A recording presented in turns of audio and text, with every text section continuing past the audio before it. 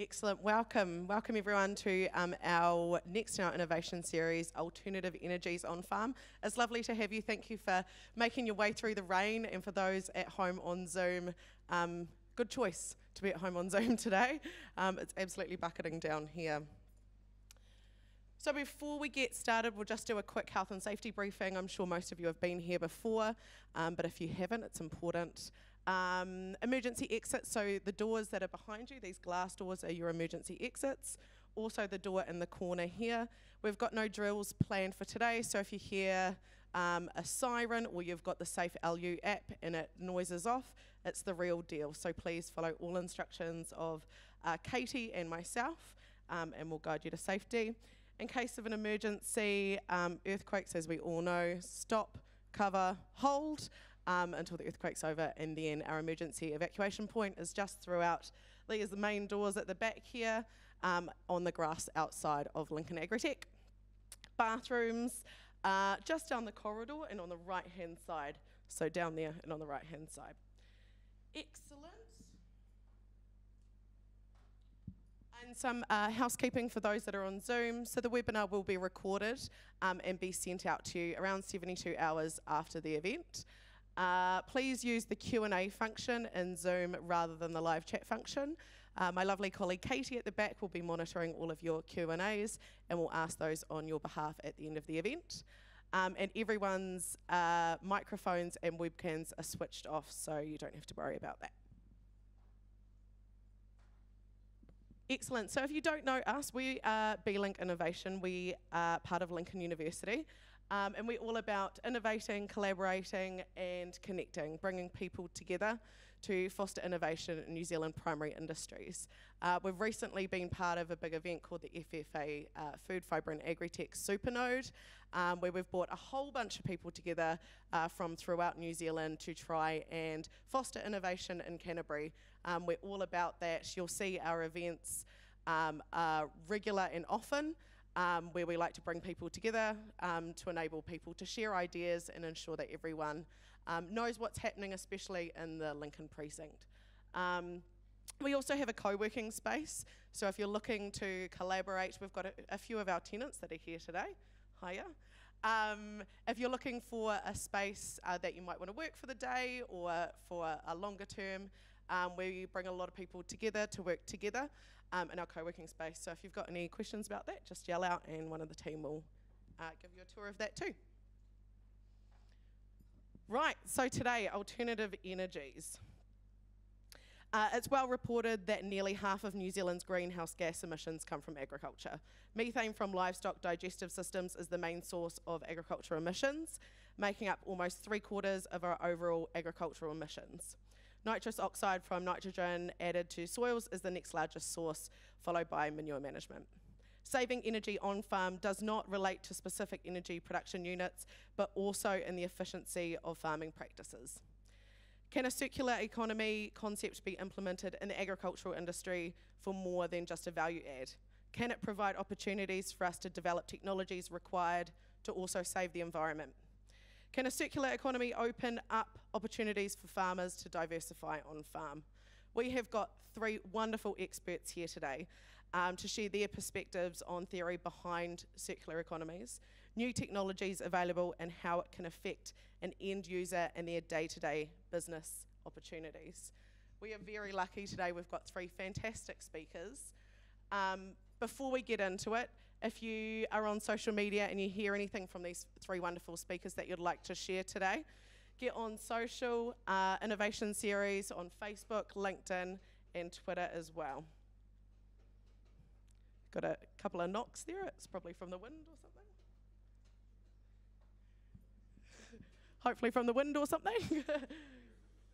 Excellent. So we've got Shannon Page from Lincoln University, Dave Greenwood from Meridian Energy, and Wim de Koning from B-Link and the Lincoln University Energy Farm here today.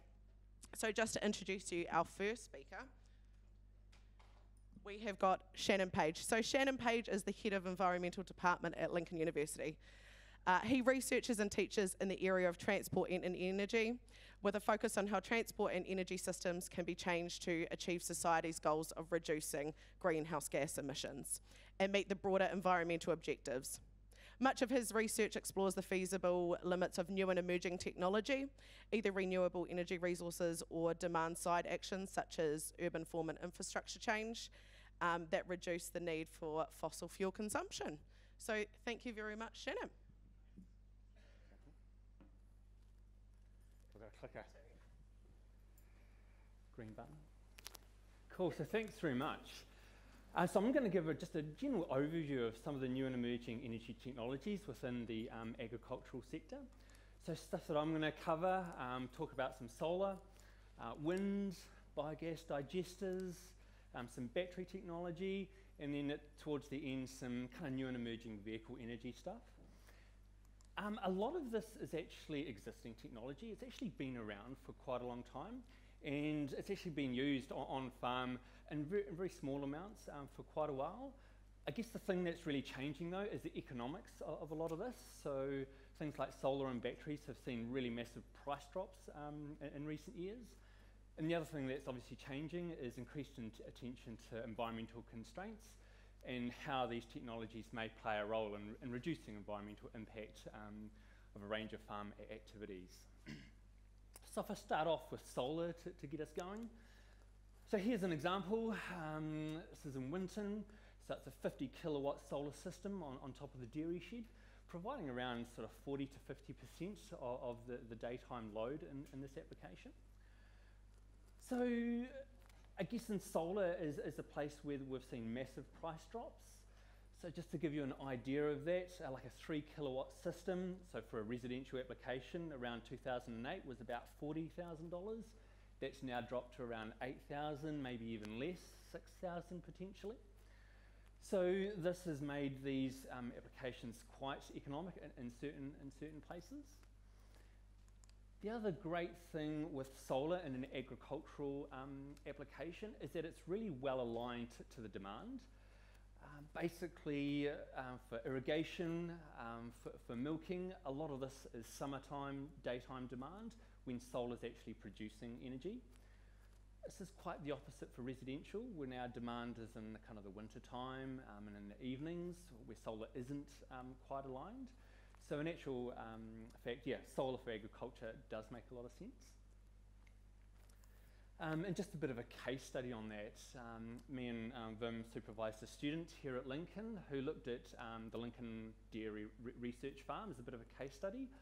Looked at the solar resources that we had in Lincoln, and this graph just shows days of the year on the y-axis and the hour of the day.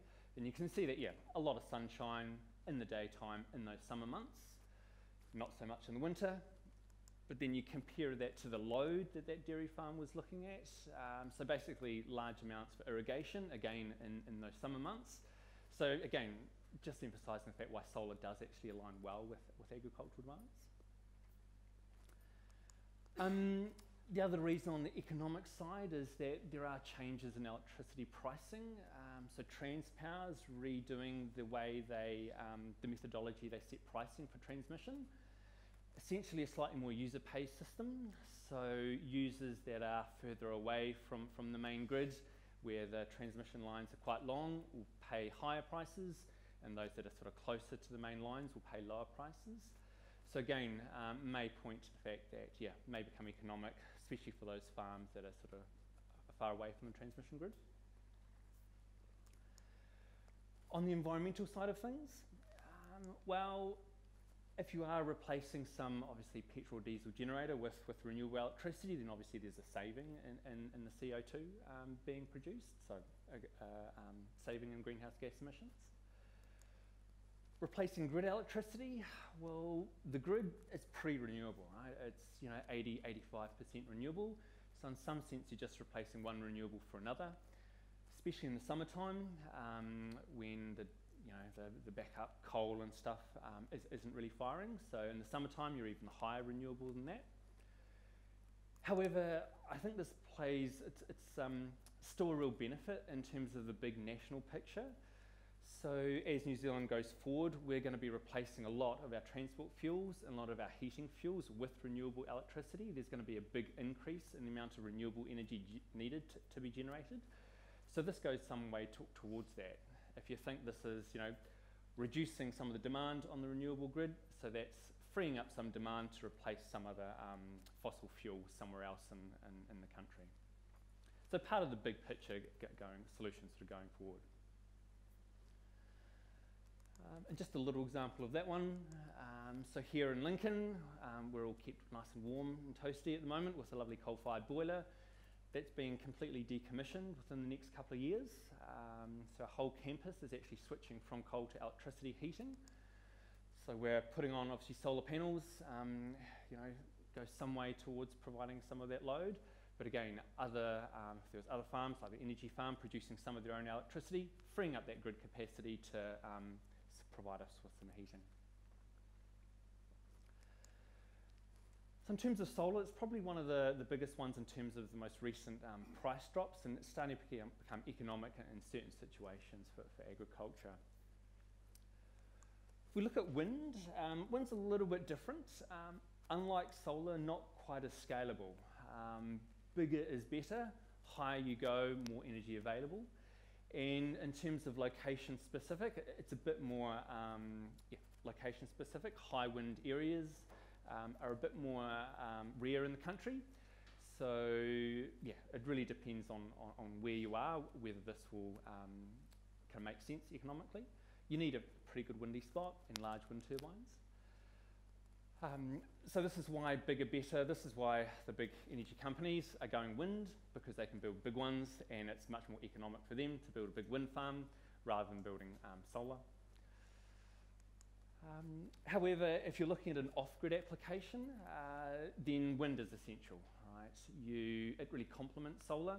It'll produce electricity when the sun isn't shining. And kind of an important point is that it produces energy more evenly throughout the year. So you don't get this massive drop-off in the wintertime, producing it more evenly. Environmental, kind of similar to solar, it's just another renewable energy, so contributing to the big solution going forward for the country.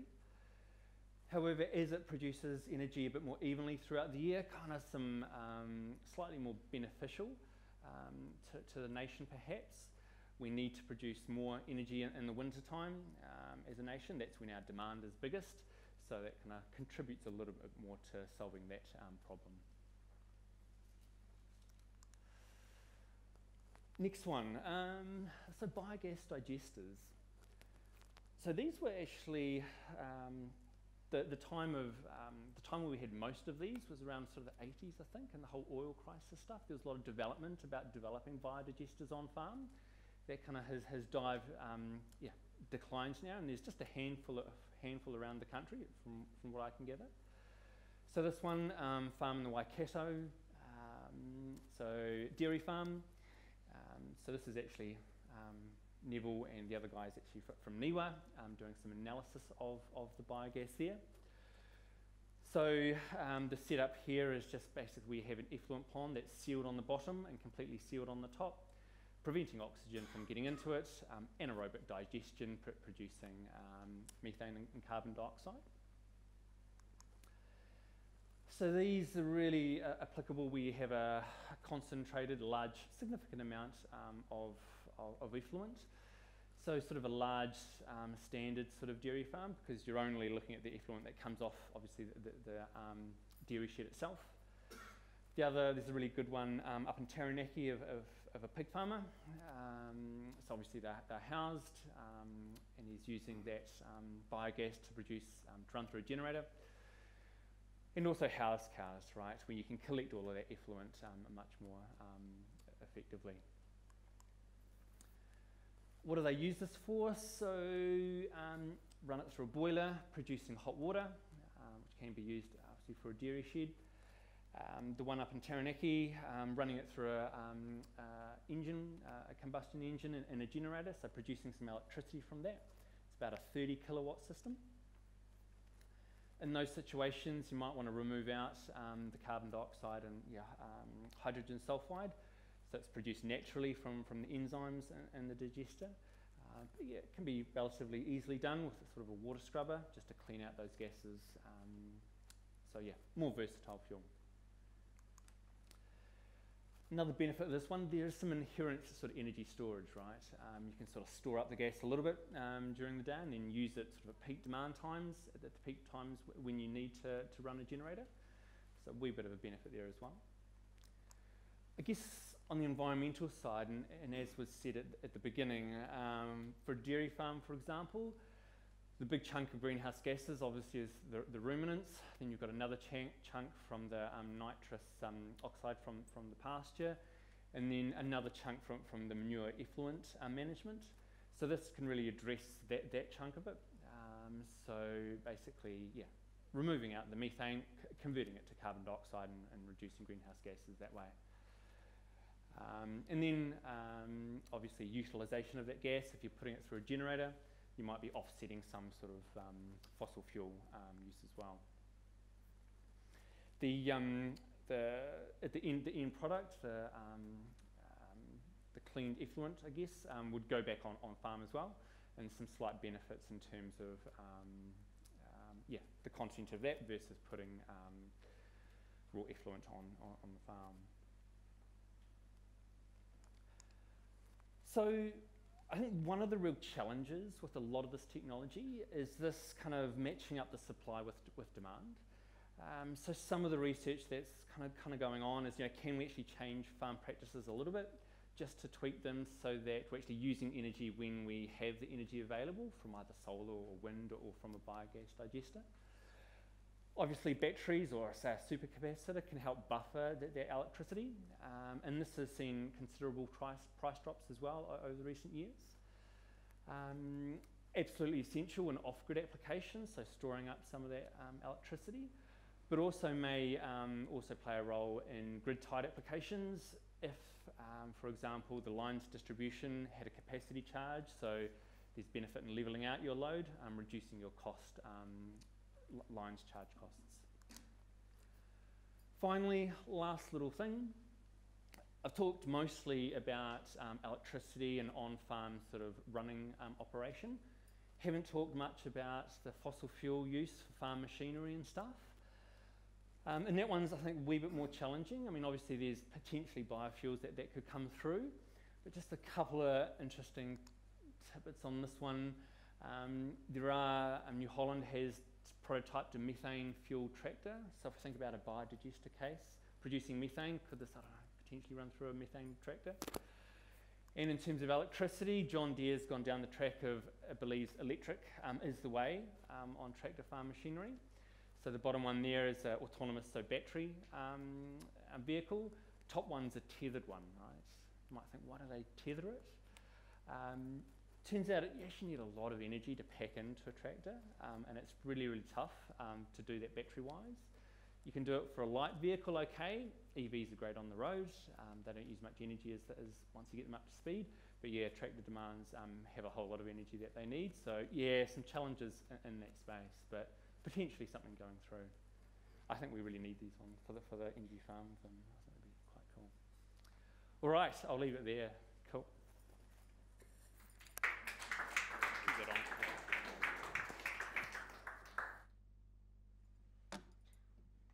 Excellent. Thank you so much for that, Shannon. You'll be sticking around afterwards for a muffin and a coffee and a chat. Excellent. It's so great to hear about new, existing and emerging technology, and thank you very much for having a chat. I think we'll be hearing a little bit more about all of those things, with a special emphasis on the biogas digesters a little bit later this morning. Really good to hear about that application. The next speaker that we've got here is Dave Greenwood. Dave is the Agribusiness National Sales Manager at Meridian Energy. He's passionate about innovation in the electricity sector. With over 25 years in the rural industry, he leads Meridian's agribusiness team, which is committed to bringing the latest energy solution to farmers. So thank you, Dave. Excellent, thank you. Right, so first I thought I'd just cover off and just say what an outstanding overview of electricity in the rural industry. You know, I thought that was very, very good overview. It's particularly the stuff around solar. I'm glad I didn't cover off on solar. I've done solar to death, so I'm glad you covered it, and I think you make some very valid points around solar. Specifically, that load shifting and that behavioural shifting is really important in the solar piece, because as a dairy shed, for instance, it uses a lot of energy. In the middle of the day, you know, it's empty. So you've got to have some storage system or some change in behaviours there. The other part I really liked was the wind part. You're right, scale is where it's at for wind. And as a result, you know, we are looking to make more wind farms around the country. And we're just about to launch one right above the Hawke's Bay on the hills there, Harapaki. So that's going to be quite a large wind farm for us. And again, that scale allows us to have the wind generation we require for the increased load in New Zealand. The other thing I'd say about wind is you can't store it. I mean, it's blowing, you make it, go straight into the grid, right? Whereas a hydro situation, you can store it like a battery. So that's one of the disadvantages of wind. It has to be consumed and used in the grid straight away. Oh, my battery's running low. Someone's battery's running low? Okay. It's not my battery. I'm feeling good. One of the things that when I read the brief was around the circular economy piece, and I just thought that, you know, that's so important that we understand that this is where we should be heading. You know, we've gone from that linear, you know, make it, use it, dispose it journey to moving on to sort of recycling, where we might recycle something once and then throw it away. We really want to get to that circular piece where things are going in a full circular motion. And if you don't understand a circular economy, if you want to know a bit more about it, go watch this movie, right? Because the big guy here, Mufasa, says pretty clearly to Simba, look mate, he says, the antelope eat the grass, we eat the antelope, then we defecate on the grass, that grows the grass, and the antelope eat the grass. So that's the circle of life. He also mentioned something about don't go to the dark place, and your uncle's a bit of a dodgy character, but he's, it's a good thing to watch, and it really is a pure circular economy there. We know a bit about circular economies, and we know from our generation sites. So, you know, this is obviously a graphic of power generation and hydro. The great thing about hydro is, you know, the water flows through, we make the power, it then, you know, evaporates, creates condensation and eventually precipitation and comes back down into our catchment, and then we make it again. You know, and it always amazes me that, you know, one drop of water that falls into our Waitaki scheme catchment, you know, flows through 7 different generation points before it heads out. You know, and that really is, you know, quite economic way of making power. Look, I understand there's a footprint involved in our actual generation plant, and we're doing what we can to offset those some of those emission scopes. So that's a pretty cool circular demonstration of hydro. 100% certified renewable energy. This is a new thing we've done. We've created some certificates for renewable energy and given them out to customers. And some of this is around creating people's thinking and changing thinking around renewable energy and trying to drive, you know, New Zealand towards more renewable energy.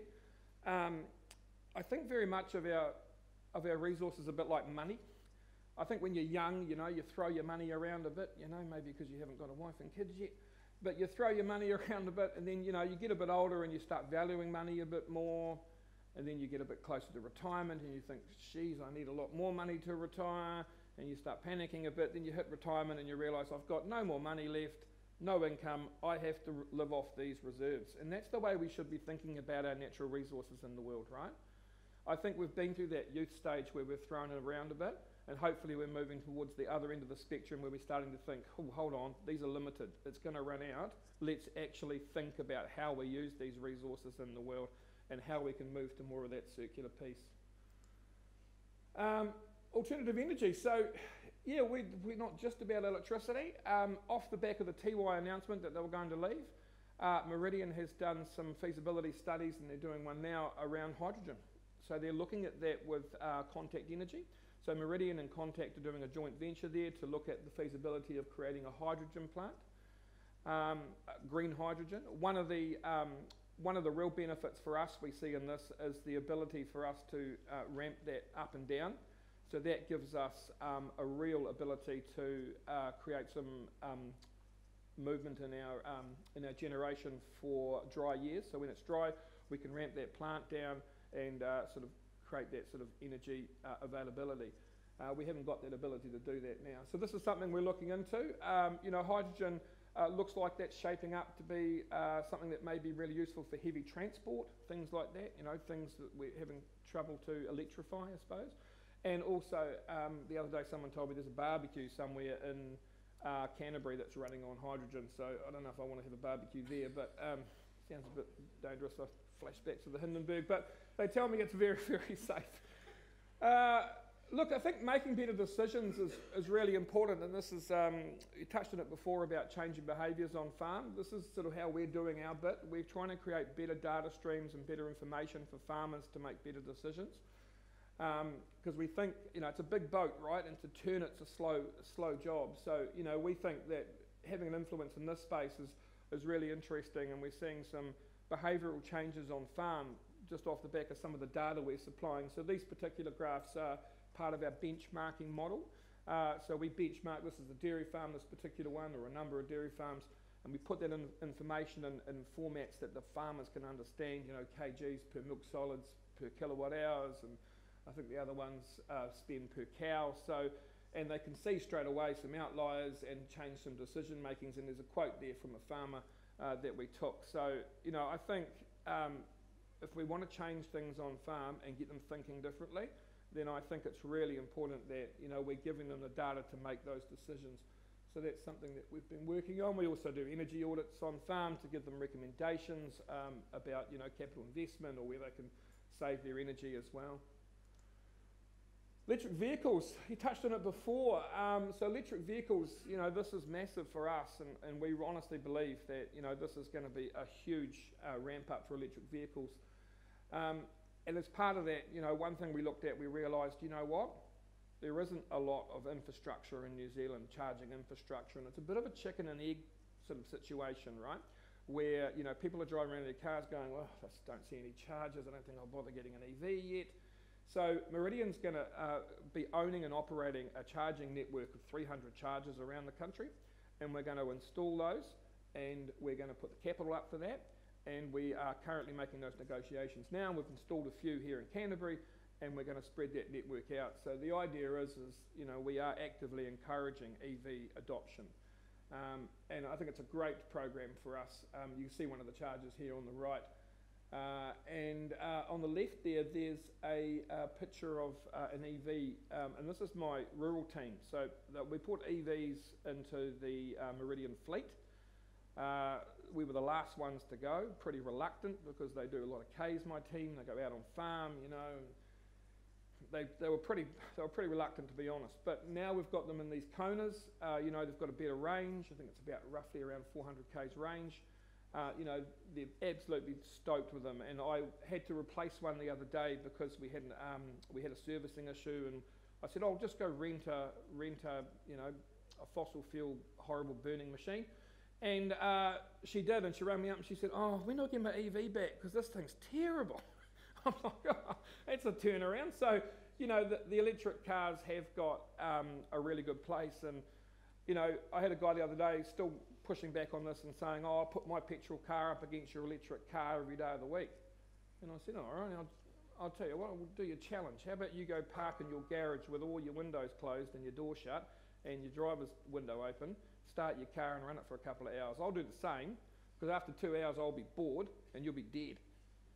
So it's a bit of a dramatic freaking statement, but you know, but what I was trying to get across is, you know, I think that the emissions coming out of these vehicles, you know, you can't underestimate the impact that's having. I think if they were pink and they were flowing out of the back of your car in a big pink flume, I don't think anyone would drive their car around. It's because you can't see them. It's a very difficult thing. These things have zero emissions. I want you to think about that for a sec. Zero emissions. There is nothing from this vehicle. Yes, there's some problems with the supply chain. People tell me, "Oh, where do the batteries come from? How is it?" Yeah, there's manufacturing issues, but some of the larger companies now, what they're doing is they're actually investing in these electric vehicles, and when those big boys get involved, they will make sure they clean up that supply chain, and they'll make sure it's coming from a sustainable place. A good example of that is Hyundai, when they had problems with their steel. They created their own steel factory. They make their own steel. They have a massive steel factory. So those guys will do that. There's a lot out there on the internet. about electric vehicles. There's a lot of misinformation on the internet in general, right? So I just pulled out this quote by Abraham Lincoln here. So just want you to bear that in mind, okay? It's good to be full of information, but at the same time, you want to make sure you're fact-checking stuff, right? And a lot of that's around the batteries. We hear a lot around batteries and like, hey, what happens to the batteries after the car has finished its lifespan? Well, after the car's finished its lifespan and the battery needs to be removed from the vehicle or stripped from the chassis, it's got about a 70% capacity left in it. So they are potentially looking at a lot of repurposing of these batteries. And my view is eventually we will get to that full circular piece that we're trying to achieve. But now those methods can put another 10 years lifespan on the battery, which is great. I know in Japan they're using them for street lights. This is a picture here of a stadium in Amsterdam, and those are Leaf batteries, so they've stacked up the Leaf batteries. I think the Dutch are the cleverest race I've ever met in my life. So if they're doing it, something must be right. Plus it's probably saving them money. Sorry, mate. So the economies there, it's an absolutely fantastic thing to repurpose these batteries and take them out. I've heard stories about them going into vending machines and all kinds of stuff. So there is a lot of positive stuff happening around that, and the industry's looking at that battery piece. Future farming, yeah, we talked a bit about electric vehicles before, which was great. This is the one I've picked out. This is the E100. This is the Vario out of Germany. So this is fully electric, 70 horsepower, charges in a 40 odd minutes to 80%. I think this is the way of the future for us. There will be electric tractors operating, and it will become very normal to do that. However, you see there, it gets about 5 hours normal working. So, it's just getting your head around that and changing your behaviours and how you plan your day and what you do to actually have one of these things. So we are going to have to make some changes around that. My wife has an electric car, she pops to the supermarket, goes to see her lovely mother in Riccarton, and that's been fine, but we had to move out to Darfield for a bit. All of a sudden she had to really think about planning her day, the extra distance, still did it, but she had to really think about that, and I think that's another thing we need to think about electric tractors, because at the moment farmers just want to go out, jump in it, do a straight 8 hours, and that's not going to happen in this particular case. But also the technology is getting better and better, which is really good. What about utes? Well, Ford 150, F-150 is the biggest selling ute in the United States. This is the electric version, fully 100% electric. It's out there, it's doing it. So, the ute thing's happening. Toyota have announced, as have Ford, that they're going to be looking at the Ranger and a Hilux in either a hybrid model or moving to a full electric model. So, it's coming. It's coming. We're going to have these sort of electric vehicles on farm, which is actually absolutely great news for us, because it replaces fossil fuels, and I think we'll get to a place one day where we have no fossil fuels on farm. There's no problems with storage, there's no problems with health and safety, no problems with your staff nicking it on the weekend, there's no problems with all that stuff, right? It just disappears, which is great. A lot of the things we're trying to solve for and move to the circular economy piece are going to require, ingenuity. They're going to require, a really strong focus on innovation. And I believe if they're going to come out of anywhere in the world, they're going to come out of here. They're going to come out of us. They're going to come out of New Zealand. Geez, we've done some amazing stuff for a small country, and we've got that innovative. We've got that really strong focus on kiwi ingenuity that helps us, get on with stuff. I know lots of examples of this happening in the rural industry, so that does give me a bit of heart, gives me a bit of hope that the answers are going to come out of us. Look, I've got some other stuff I was going to cover off, but I think I'll just leave it there. But I am open to questions now. We've got a couple of minutes, so if you have any questions, now's a great time to ask them, unless you're in the virtual thing, because I can't hear you. But we can do them later. Any questions from the crowd? Just about that hydro feasibility study you're doing down at Toolbox. Can you share more about that? I'd love to. So the hydrogen piece, the green hydrogen piece, even I was a bit surprised about that when I heard that. I was like, oh, okay, we're looking into that. But basically, that's exactly what we're doing. We're looking into the feasibility of that. So we'll be looking at the economics, we'll be looking at location. You know, we would like to have something like that in Southland due to the TY thing. But look, we're just doing a study at the moment, so as soon as that sort of study progresses and I can give you some more information, love to have a chat to you about it. But I'm just in the same position you are right now, waiting for a bit more info. But it has been announced publicly, I hope. Has now. Yeah, excellent. Well, someone might want to Google that. Right. Any other questions? We'll bring everyone back up at the end and then we can Perfect. hang out. Yeah. Sounds good. Excellent. Thank you. Thank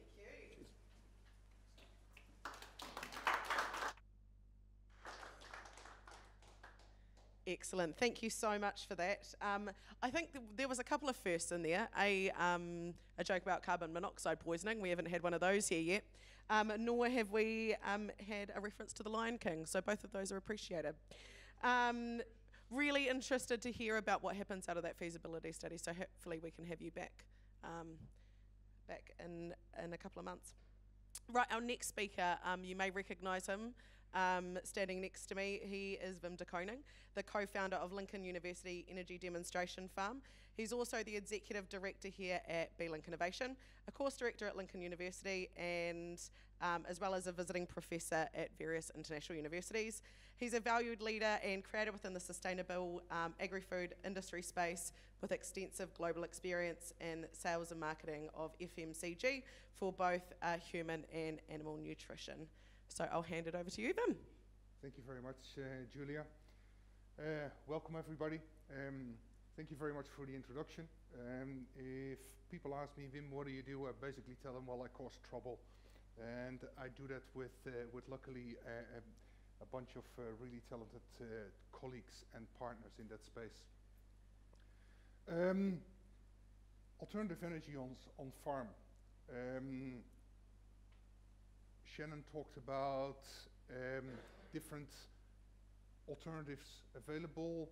Dave talked about looking at a circular economy and a circular farm. Are we doing that in New Zealand? I could argue, no, we're not doing that at the moment. So we don't have a farm that is basically doing all those things that the previous two speakers were talking about.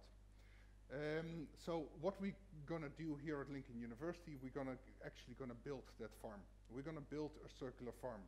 Will it be perfect? Nah. Will it cause some eyebrows being raised and stuff? Absolutely. And that's where we want to do it, because, and I'll come back to that later, I think the end of the day it is a lot about social acceptance.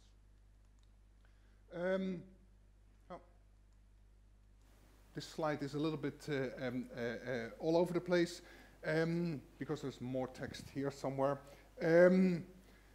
Basically what we're trying to do with this slide, I'm just trying to focus it.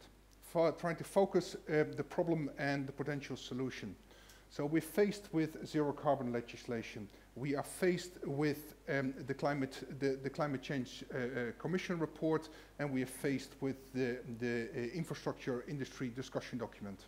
The first one basically says, listen, you guys need to be 100% renewable energy by 2035 and carbon zero by 2050. The second one, basically the piece from the Climate Change Commission is basically giving us a list of options that we can utilize, and the Infrastructure Commission discussion report is basically telling us, listen, we as a nation, we're going to electrify.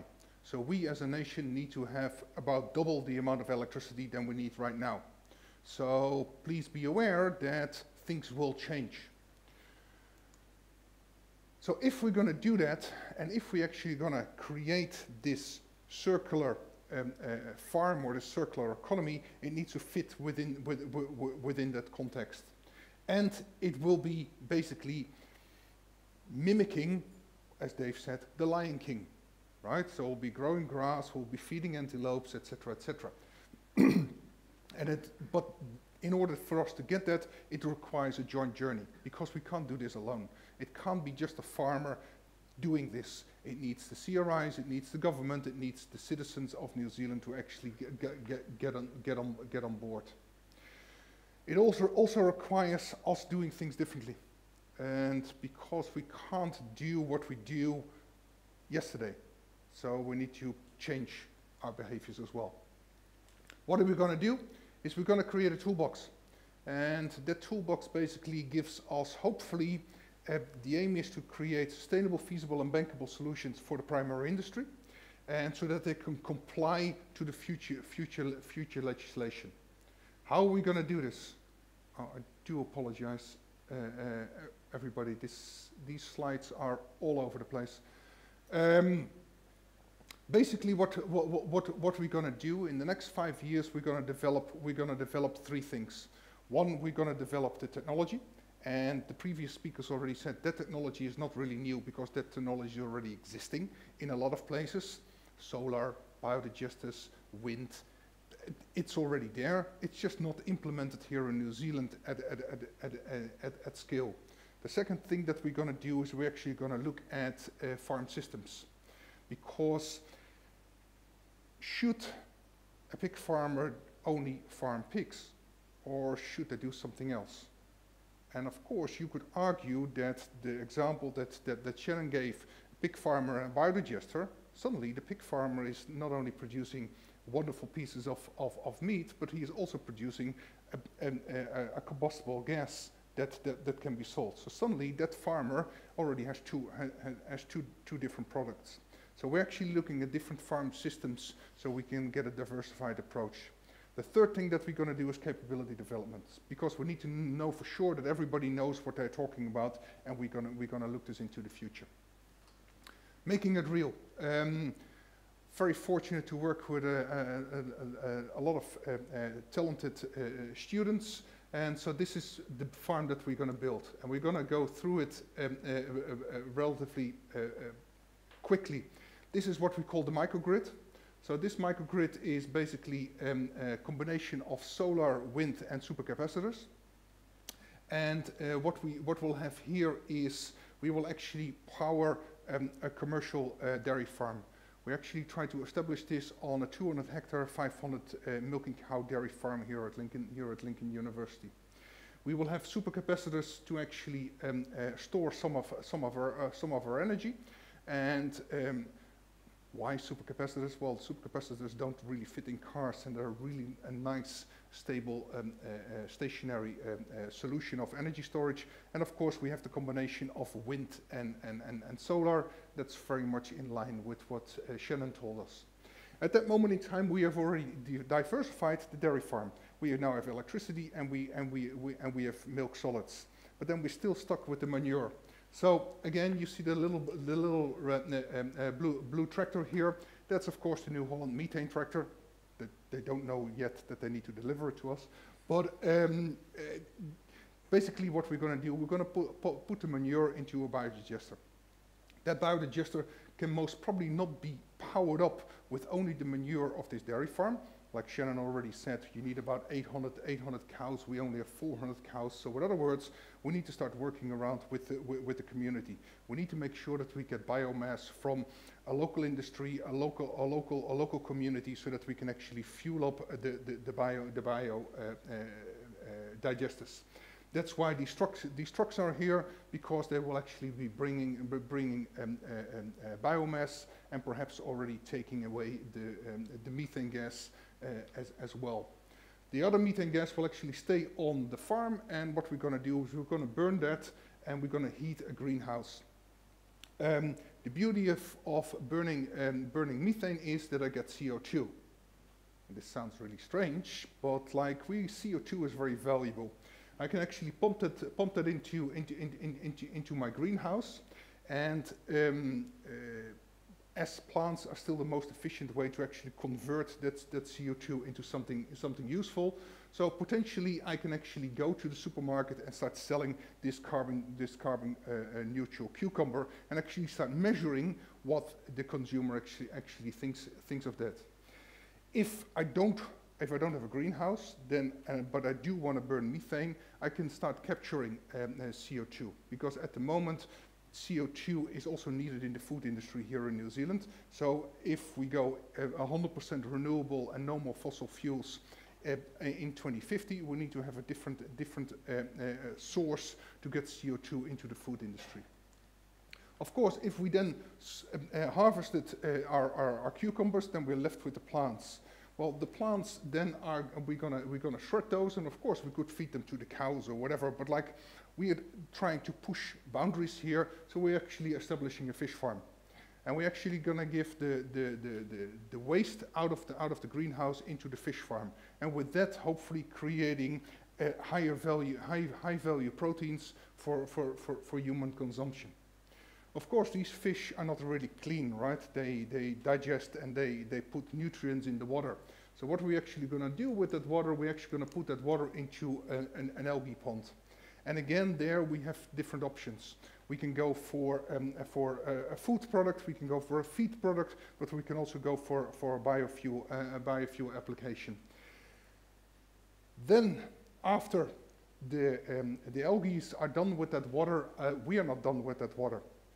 Because we can actually take that water, there's still nutrients in there, we can actually bring it back to our greenhouse and start growing plants, or alternatively, we're actually going to put it into a piece of arable land, where we're actually going to use subsurface drip irrigation to bring the nutrients and the water to the plant, so rather than using a center pivot. The beautiful thing about this is that I can put sensors all over the place, so I can actually start measuring, making sure that I give the right nutrient and the right amount of water to the plants. Well, future starts now, and hopefully, I know that, some of you in the audience are definitely already involved, but like more are absolutely welcome. Climate Change Commission basically wants us to start now. Right? Because they basically realize that 2050 is only around the corner. If a farmer needs to have, no, let me take a step back. I could argue that the primary industry is asset rich and cash poor. So in other words, we need to make sure that they get a business case, so that they have a first time right type of investment. That's why we need this toolbox. So our idea is actually to build this plant and to have this facility up and running in 5 years' time. And by then we have the farm of the future. In another 5 years, so then we're talking 2030, we're actually aiming to become either carbon positive or carbon neutral. And it's like, depending on who you talk to and where we put our ambitions, but that's where we want to go. At that moment in time, we have created a toolbox 20 years ahead of the curve that the primary industry need to be compliant. And hopefully that will be enough, that the toolbox will be there so that the primary industry can actually make the transition, change that behavior. Talking about behavior, we have a bit of an issue. To the left, the Netherlands, about 300 biodigesters up and running, and very dense, small little country. 350 kilometers, 250 kilometers, about 18 million people on that piece of land, 300 biodigesters. Every sustainable scenario that they're looking at, there are biodigesters in there.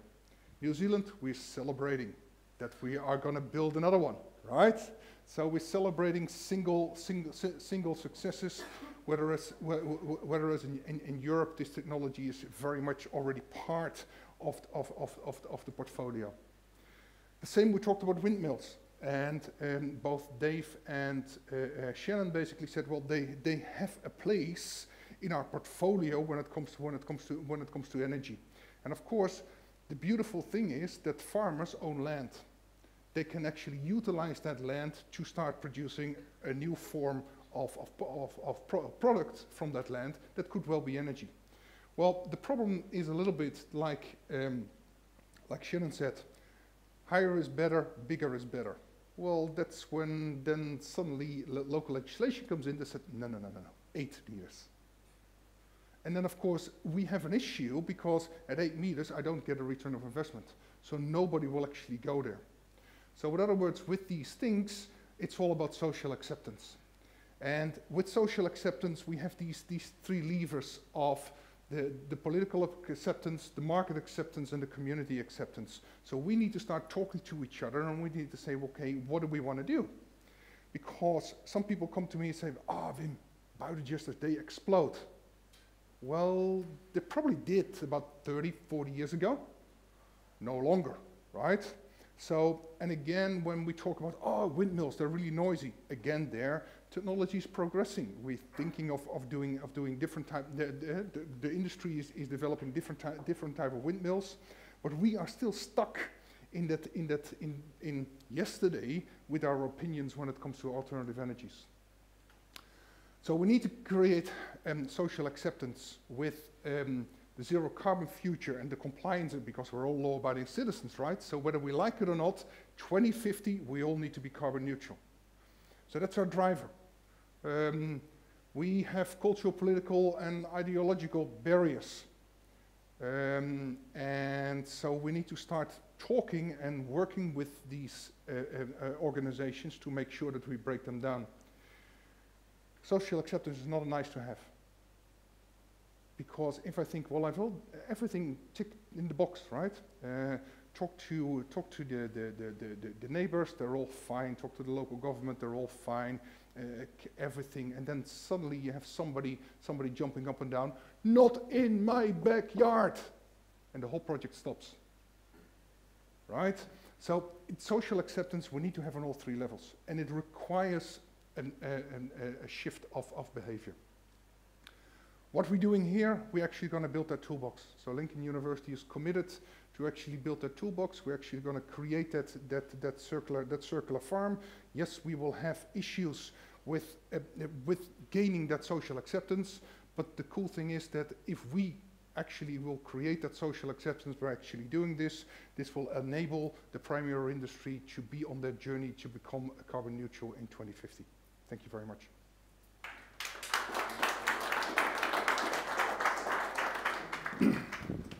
Thank you for that, Vim.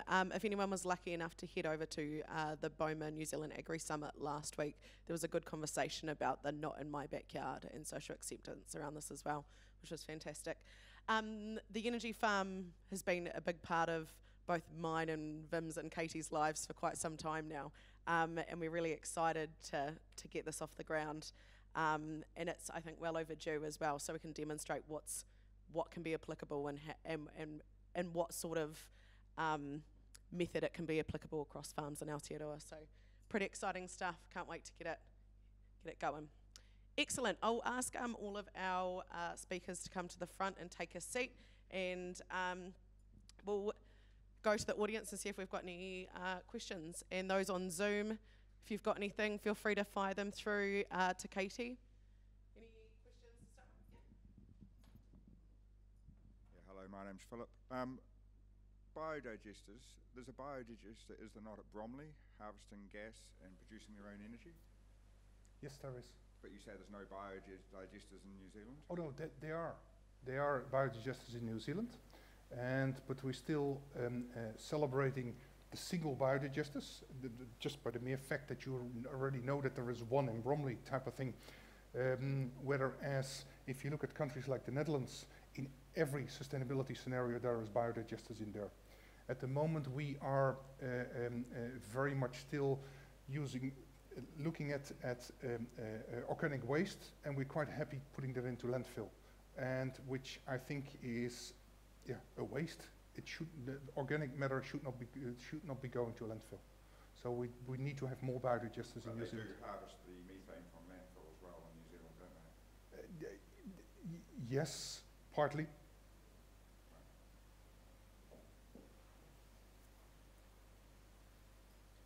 Katie, got a question at the back?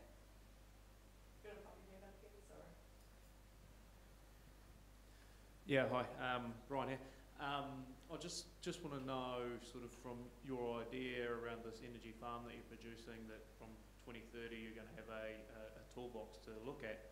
What can we do now between now and then? Can we wait? We can't really wait, can we? What can we do now? Oh, this is a really good question, and it's a little bit about chicken and egg type of thing. So what we're going to do, and we do that with wonderful partners like, for example, Meridian, but also we're utilizing our students here at Lincoln University. We're looking at low-hanging fruit and creating a microgrid. And so looking at, for example, implementation of solar on farm, that could be a really easy one, because the return of investment is there. We could already start. Second thing would definitely be looking in creating partnerships and looking at the farm systems that we're doing differently. So taking a step back and say, okay, what are the waste products that we're producing at this moment in time? What can we do differently? And sometimes it's not only your farm, but also the farm next to you or the local community that you can actually start collaborating with. So what we're going to do is we're going to make our journey very open and very transparent. So we will actually be starting to communicate and so yeah, reach out and we'll be able to help.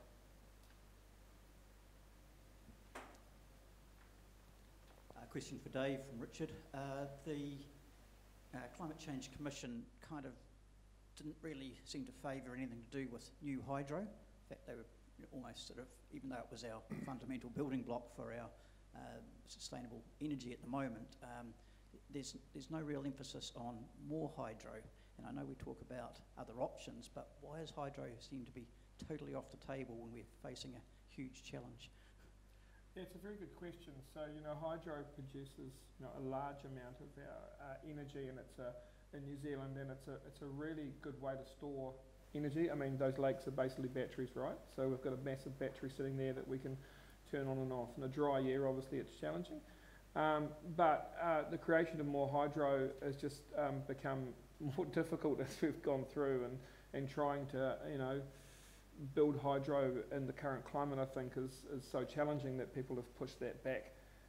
That's why we're focusing on wind and other methods. The other thing is that the government is doing a feasibility study on the pumped hydro at the moment. So that's a system where they actually pump the water up and then create hydro out of that. So I'm interested to see how that sort of pans out. But yeah, hydro is pretty much off the table due to the cost of doing it and the environmental impacts from doing that. Cool, I think we've got a question on Zoom at the back there. So this one is potentially for Vim or for Shannon. I'm setting up a circular farm under the name of Kingseat Organics as my passion project. Is there an opportunity for collaboration with Lincoln University? Absolutely. And like I said, we're open and transparent, so please reach out and let's sit down and start connecting, because I think there is a lot of things that where we actually need to work together. One of the things that will happen when you start collaborating, for example, we're working together with Ag Research as an example, and we were talking about batteries and solar being only applicable in daytime, and then at nighttime at my dairy I still need to start cooling my milk. So one of the systems is we'll start producing ice in the daytime when we have solar, and then use the ice to cool my milk. And of course, after the next morning, my ice turned back into water, and I can reuse it again. And those things don't happen if we don't start to collaborate and start talking to each other. So yes, please reach out.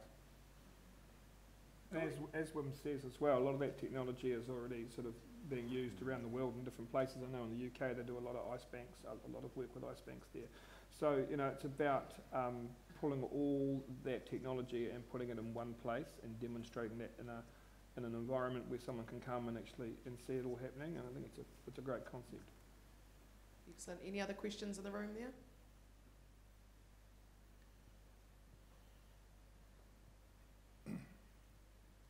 My name's Peter Dave. You spoke, it's probably getting a little bit off the farming track, but you spoke about EVs being 100% zero emissions, which is totally dependent upon how the battery's charged in the first place.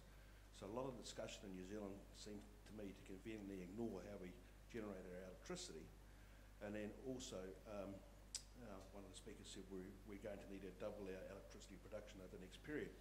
So it annoys me that we get such a focus on EVs when there's other alternative fuels that can be an interim step, like ethanol blends, for example, in the car fleet. And there seems to be no discussion on that other than some of the power companies focusing on EVs. So I'd just like to hear your comments on that, and is the likes of Meridian actually doing anything else other than EVs in terms of transport fuels? Yeah, and I suppose, you know, there's a huge surprise there, isn't it? The electricity company wants to promote EVs. I know that's your point, mate. I know that's your point. And you know, sure, there are benefits for us, but, you know, we also hand on heart believe that, you know, that zero emission piece in the EVs is good for the country as well, right? There are other options. Of course, we're looking into other options as well. And I think it's only logical that we do that. The fact that we're looking at hydrogen, for instance, that may be used in heavy transport and stuff. You know, we understand EVs are not perfect yet, especially around if you look at the whole picture end to end. Yes, zero emissions coming out of your car, but, you know, where did that power come from to charge it? Where did the battery get manufactured? You know, where is that completely right the way through now? No, it's not. But, you know, we believe as these large companies pick up, you know, EVs, that they are going to help, you know, drive that and be a lot better in that space. But I get your point. You know, we should be keeping our eyes open for anything that's going to, you know, be sustainable and long term. And I know Meridian's really strong on that sustainability piece. It's our core business, so of course we're focused on electricity, but at the same time, you know, we've got our eyes open to other opportunities such as the hydrogen one we're looking at. Cool, we've probably got time for one last question. Andrew McClure, I've got a question for the panel, but I do have a vested interest because for the last 2.5 years I've been working on a container farm. So I'd be keen to know your opinion on this technology and the potential it has. So container farming, taking an existing shipping container and combining LED lights, aeroponics, etc. And so for a common farm, they can put this, as of today, on their farm and start utilizing their byproducts, and away they go. Yeah, I mean, I'm not familiar with the container farm concept. So you're growing stuff inside the container itself with hydroponics? Well, there's a good example in France at the moment. They're called Agricool. They're growing strawberries in the city in shipping containers, utilizing waste energy and producing a lot of product. And the simple math is this: a shipping container, which is completely, you know, hermetic and automated, can produce something like 10 times the amount of produce than a greenhouse of the same area, the same footprint. And so there's the benefit. Gotcha. Yeah, I mean, I'm obviously not too familiar with the technology. I'm guessing they would have a fairly high energy input to require that. So you're basically trading off size for energy inputs. So I guess that would be nicely applicable to, yeah, small locations where there is good access to power, to electricity. Yeah, might have something to add, Dave. I'm not too sure about Well, I that. just think that's a really good example of, you know, technology that's out there that, you know, some people are not aware of, and that's exactly why we want to create this energy farm, so we can bring that technology from around the world and to a certain place, and you can actually see it. And perhaps you need to put a container on the energy farm. Yeah, true. But you know, I think that's a good example of why Vim's trying to achieve these things. And it's all about a journey, because we're going on a journey together. If New Zealand decides tomorrow that we're all going to be 100% electric, we as New Zealand, we have a problem because we don't have enough electricity. So we're basically on that journey, and there will be intermediate solutions. At the moment, Fonterra, they're still using spray dryers fueled on coal. They will go to an intermediate solution now with biomass. Will that be the final stage? No, most probably not, because technology will actually start improving, and we will come up with better solutions in the future, even if they don't exist at this moment in time. So the same with biofuels. Absolutely, there will be use for biofuels in that journey towards zero carbon. Excellent. Thank you so much for joining us this morning. We really appreciate it. You're all happy to stick around for a cuppa and a muffin afterwards. So if there was anything pressing that you wanted to ask but didn't want to like this, then our speakers will hang around so you can have a chat as well. Cool, so we have events often, our innovation series, our vibe series, which is normally a glass of wine, a network and some yummy food. Our next one's actually coming up tomorrow. From the Epic Earth precinct, we've got Will McClellan. So if you fancy coming in, it's really informal. It's just a nice way to get to know each other and hear from a wonderful speaker in the Canterbury region. Pop along, register on the website and pop along tomorrow. We also have our activator sessions as part of our Cultivate series on the 10th of June, where we have Jason McRae from the Canterbury Employers Chamber of Commerce coming in to do one-to-one sessions on for advice for new ventures. So make sure you have a look on our website and register for that if that interests you as well. As I said, we're a co-working space, so if you feel like you want to try us out for a day, see what we're all about, feel free to pop in, talk to Katie and myself, and we'll set you up as well.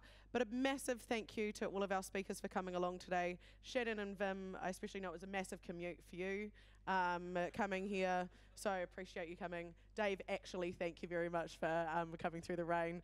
Hang around, we've got some coffee, we've got some muffins. Have a chat to one another, and hopefully we'll see you at our next event. Thank you very much.